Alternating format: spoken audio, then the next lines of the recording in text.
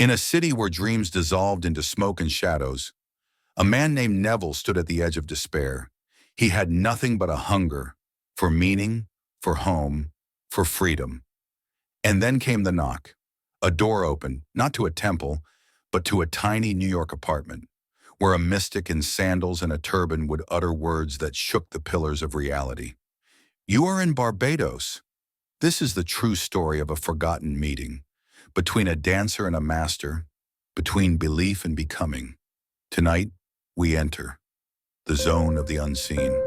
This is Neville's words, how I learned the law. My old friend taught me that lesson vividly back in 1903. There was a deep depression in this land. Many of you are too young to remember it, but I am almost now 67. I went through the deep depression back in New York City. I was a dancer, and who would pay a dancer when they couldn't eat? All the theaters were closed. I don't think more than 3 theaters out of 50 were open in Times Square, so who wanted a dancer? I would have danced for anything, for a meal, and no one wants to pay a dancer. So what would I do? I wanted to go to my little island called Barbados, and I had no money. But when I say no money, I mean no money. Not just a little bit, but nothing. I said to my friend Abdullah, I would love to go to Barbados.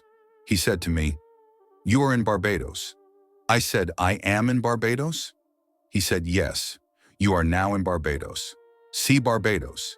See America from Barbados. Smell the tropical land. See only the little homes of Barbados.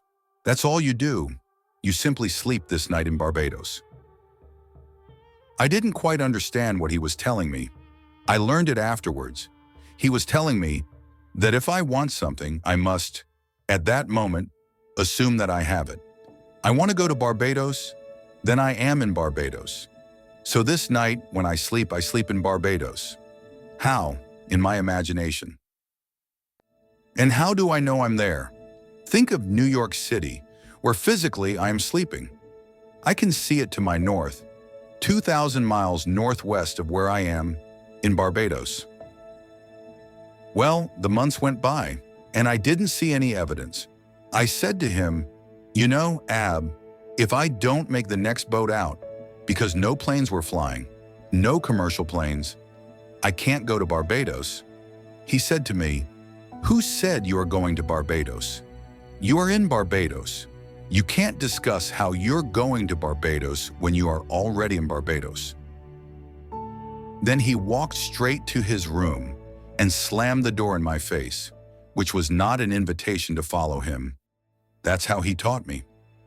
I am asleep as though I am in Barbados. And when I went to bed, then in New York City, I assume that I'm actually in Barbados. I see New York City, not under me, but to the north of me, 2,000 miles away. And I woke within 48 hours after that moment, and under my door was a letter from my brother Victor. In that letter, he enclosed a small little draft, $50. He had told the steamship company, the Furness Whitty Company, to issue a ticket and charge it to me. The $50, he said, is simply in case you want a little thing, a fairly decent suit.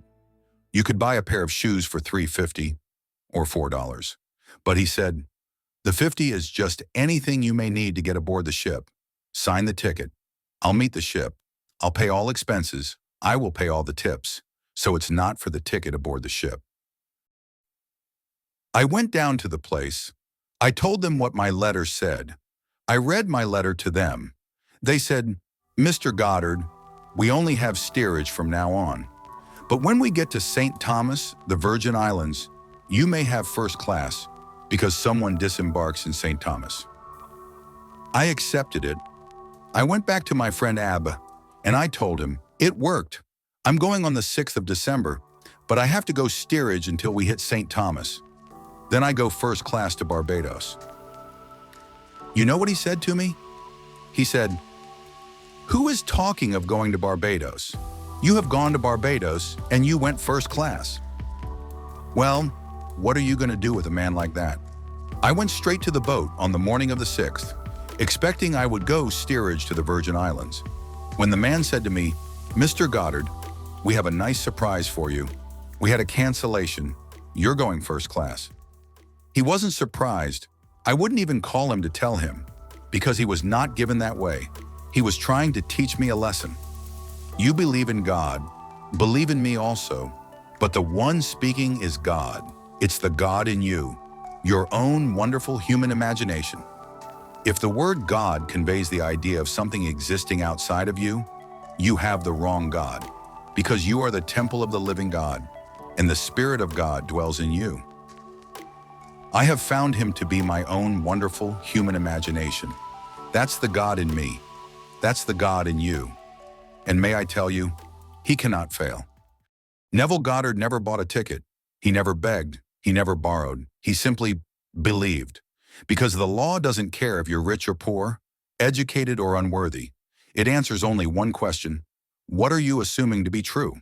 Abdullah taught him the greatest secret. Imagination is God. And when you claim the end with feeling, the world bends to your vision. So now the question is yours to answer. Where are you? Really? Until next time, keep your eyes open. This is the Zone of the Unseen. If you like this content, like and subscribe.